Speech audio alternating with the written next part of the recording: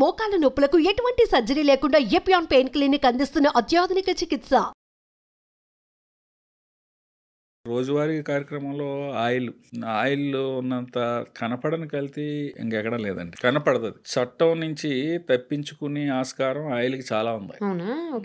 చట్టంలో ఉన్న స్టాండర్డ్స్ ప్రకారం మన food safety and standards authority of India కూడా ఆలోచిస్తున్నారు. దాని గురించి కూడా ఎక్స్పర్ట్స్ కమిటీ కూడా చెయ్యాలి కూడా. వాళ్ళు ఏంటంటేనండి, ఒక చట్టంలో 3 వైలేషన్స్ ఉంటాయి: unsafe, sub standard, miss branded. ఇది ఎప్పుడు ఏం చేసినా సబ్ స్టాండర్డే వస్తుంది. ఇది ఆయిల్, అందులో మినరల్ ఆయిల్ కలపండి, పత్తి ఆయిల్ కలపండి, ఇంకొక ఆయిల్ కలపండి. ఆయిల్లో ఎక్కువ ఆస్కారం ఏంటంటేనండి, నేను భయపెట్టడానికి చెప్పట్లేదు, ఆస్కారం కోసం ఎంతో లైట్ గా మళ్ళా మెరిసిపోతున్న అది అంటే ట్రాన్స్పరెంట్ కనపడేలాగా, ఆ ప్యాకెట్ కూడా ఇటు నుంచి అటు కనపడేలాగా ఉంటాయి కదా. అంటే అన్ని చెప్పలేం కానండి. కొన్ని మినరల్ ఆయిల్స్, మన పెట్రోలియం ప్రోడక్ట్ లో మినరల్ ఆయిల్ ఒకటి ఉంటుంది, ఫైన్ క్వాలిటీ, అది తక్కువ రేటుకి వస్తుంది. జనరల్ గా మాకు అనుభవం ఉంది. ఏంటంటే కింద సంపలు ఉంటాయండి, మన వాటర్ సంపల్ లాగా ఉంటాయి ఆయిల్. ఒక ఆయిల్ సన్ఫ్లవర్ లోడ్ తెచ్చుకుంటాడు, అందులో 10 లోడ్లు కెపాసిటీ ఉందనుకోండి. 2 లోడ్లు ఇది, 2 లోడ్లు ఏమో మినరల్ ఆయిల్, 2 లోడ్లు ఇంకో తక్కువ పత్తి ఆయిల్, ఇంకో 2 లోడ్లు ఇంకో కనపడని ఆయిల్, అలా మిక్స్ చేసి వాళ్ళు ప్యాక్ చేస్తారు. ప్యాకెట్కి ఒక 5 రూపాయలు 10 రూపాయలు మిగిలిన చాలా మొత్తం లార్జ్ స్కేల్ మీద ఎక్కువ మిగులుతుంది కదా. చేత అందులో కూడా మనం రెగ్యులర్ గా ప్రతి ప్రోడక్ట్ మాట్లాడుకున్నట్టు మంచి కంపెనీల ఆయిల్స్ ఉన్నాయి. దానికి మీకు అబ్జర్వ్ చేశారో లేదో, 1 లీటర్కి 10 రూపాయల కంటే ఎక్కువ డిఫరెన్స్ ఉండదు. అవును, కాబట్టి ఎఫర్ట్ చేసే వాళ్ళు అది చేసుకోవటం మంచిది. లేదా ఇంకా ఏదన్నా ఉంటే కాదు సార్, ఈ మధ్యలో వింటున్నాము గానుగ నూనెలు అందులో కల్తీ ఉంటలేదండి. అంటే మన ఎదురుగుండా రుబ్బుతారు కాబట్టి ఆడు ఒక ఏరియాలో చాలా కాస్ట్ ఎక్కువ ఉంటది, కానీ అది బెటర్ ఏమో సార్. కానీ అందరూ ఎఫర్ట్ చేయలేరండి. అది కూడా కొంచెం ఇందాక మనం అనుకున్నట్లు. అంటే ఎఫర్ట్ చేయగలిగిన వాళ్ళు దానికే వెళ్తున్నారు. అది 500-600 ఉంటున్నాయి ఆయిల్స్. సామాన్యుడు ఎఫర్ట్ చేయలేరు. చేత మంచి కంపెనీలు ఉన్నాయి, వాళ్ళు చాలా లక్షల కోట్ల లీటర్లో వెళ్తారు కాబట్టి వాళ్ళు తక్కువ ఖరీదుకి ఇస్తారు. వీళ్ళు అలా చేయలేరు కదా. అంచేత కల్తీ జరగటానికి కూడా ఆయిల్లో ఆస్కారం ఎక్కువ ఉంది. అదొక స్టెప్. అయితే రెండో స్టెప్ ఏంటంటే, మనం బజ్జీలు, పునుకులు బయట రోడ్డు మీద వెళ్తాం కదండి, అది కూడా మన టీ షాప్ లాగా రెగ్యులర్ ఎక్కువ ఒక దగ్గరికి వెళ్తాం అలవాటు ప్రకారం. దానికి ఏంటంటే ఫుడ్ ముందు expose to flies and dust ఉండొద్దు. ఈగలకి రోడ్డు పైన దుమ్ము ధూళి ఈగలు వచ్చేలాగా. కానీ అవి రోడ్ సైడే కదా సార్ ఉంటాయి. రోడ్డు రూరల్లో కానీ సిటీలో కానీ ఎప్పుడు అలా వెళ్తానే ఉంటాయి కదా.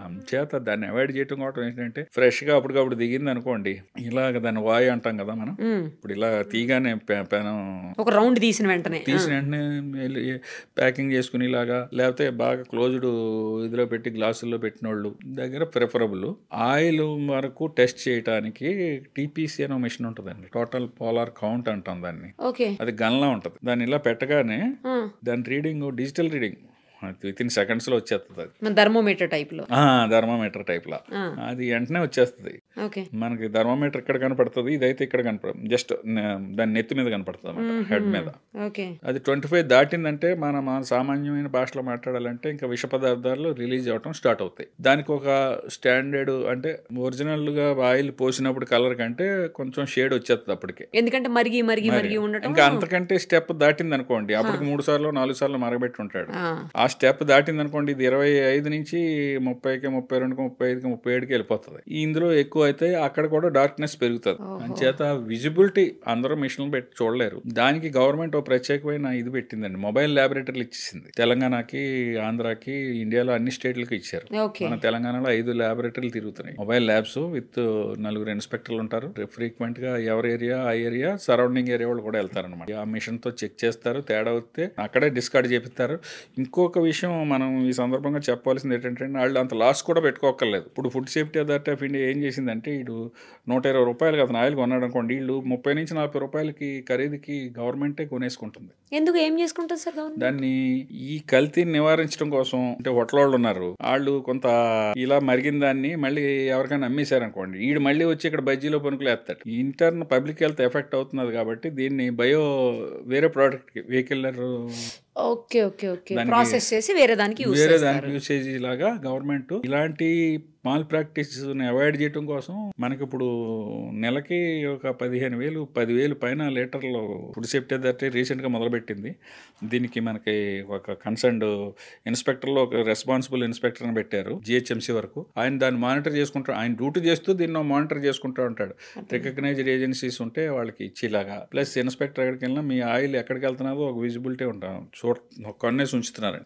మీరు ఆయిల్ ఈ ఎఫ్ఎస్ఎస్ఏ రికగ్నైజ్డ్ వాళ్ళకి ఇవ్వండి అని. అదొకటి కొంచెం మంచిగా అది అంటే పబ్లిక్ కూడా అక్కడ గమనించాలి. ఈ ఎపిసోడ్ చూసిన వాళ్ళకి ఏదైనా తెలియకపోతే బండి వాళ్ళు కూడా సలహా ఇవ్వమనండి. ఇది కొనుక్కుంటారా బాబు, వేస్ట్ చేసుకోవాల్సిన అవసరం లేదు, మళ్ళీ అదే ఆయిల్ వేసి మా హెల్త్ పాడు ఒకవేళ ఇంత దీని గురించి సబ్జెక్ట్ తెలియాలంటే కన్సర్న్ ఇన్స్పెక్టర్ కు లోకల్లో కాంటాక్ట్ నెంబరు ఏదైనా ఈజీగా దొరికేస్తుంది. మీరు వెబ్సైట్ లో అడిగినా కూడా మీకు రిప్లై ఇస్తారు మెయిల్ చేసిన. తేనెను కూడా కల్తీ చేస్తున్నారు, తర్వాత నెయ్యిని కల్తీ చేస్తారు. అవి ఎట్లా చేస్తారు? నెయ్యి కల్తీ ఇప్పుడు వనస్పతి కలుపుతారండి. డాల్డా అనేది పూర్వం నుంచి మనకేదో పరిభాషలో వచ్చేసింది, కానీ డాల్డా అనేది ఒక కంపెనీ పేరు. వనస్పతి దాని ఒరిజినల్ నేమ్. వనస్పతి రేటుకి దీని రేటుకి చాలా తేడా ఉంటుంది. ముఖ్యంగా కొందరు హౌస్ వైఫ్స్ కి భక్తులకి చెప్పవలసింది ఏంటంటే, ప్రత్యేకంగా నేనే చూశాను. మాకు ఆ టైంలో ఒక అడిషనల్ కమిషనర్ ఉండేవారు హెల్త్, మీకు ఐడియా ఉంది, వందన్ కుమార్ గారు అని.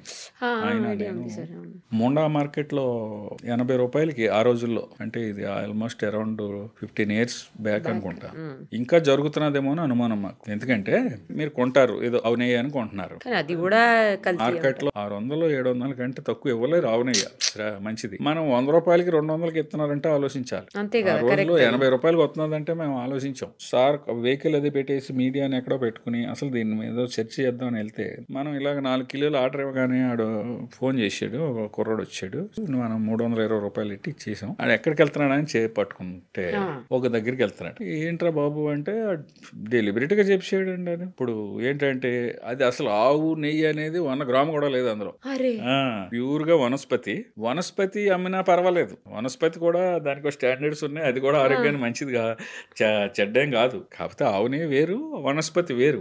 కార్సినోజెనిక్ అంటామండి. మన పెయింట్ వేసి రంగులు ఉంటాయి కదా, ఈక్వల్ టు ఆ రంగు, దాన్ని ఆ రంగుని ఏం చేస్తారంటే ఇందులో వేసేస్తాడు, మరిగించేవాడు ఒరిజినల్ ఆవు నెయ్యి కంటే బ్రహ్మాండంగా వచ్చేస్తుందండి. అటువంటిది ఇందులో ముఖ్యంగా మనం చెప్పదలుచుకున్నది ఏంటంటే, ఉదాహరణ పైన ఆవుని వేసి మనం ప్రసాదం మంచిగా తిన్నాం, దేవుడు ప్రసాదం తింటాం కదా, అది ఇమీడియట్ గా కొట్టదు, కానీ తర్వాత బాడీలో చాలా ఎఫెక్ట్ లాంగ్ రన్ లో. ఈ మనం వేసి ఈ కెమికల్స్ అన్ని కూడా ఏదైనా సరే ఇమీడియట్ ఎఫెక్ట్ ఉండదండి. బ్యాక్టీరియాలజికల్ ఎఫెక్ట్ అయితే ఇమీడియట్ గా ఉంటుంది. మీరు ఇందాక చెప్పారు కదా, పాసిపోయిన బిర్యానీ, ఈ చట్నీస్ ఇవి ఉన్నాయి కదా, ఈ అయితే ఇమీడియట్ ఎఫెక్ట్, ఫుడ్ పాయిజన్ అయిపోతుంది, వామిటింగ్స్, మోషన్స్, లూజ్ మోషన్స్, ఇట్లా రకరకాల ఎఫెక్టే. కానీ ఇది లాంగ్ రన్ ఎఫెక్ట్.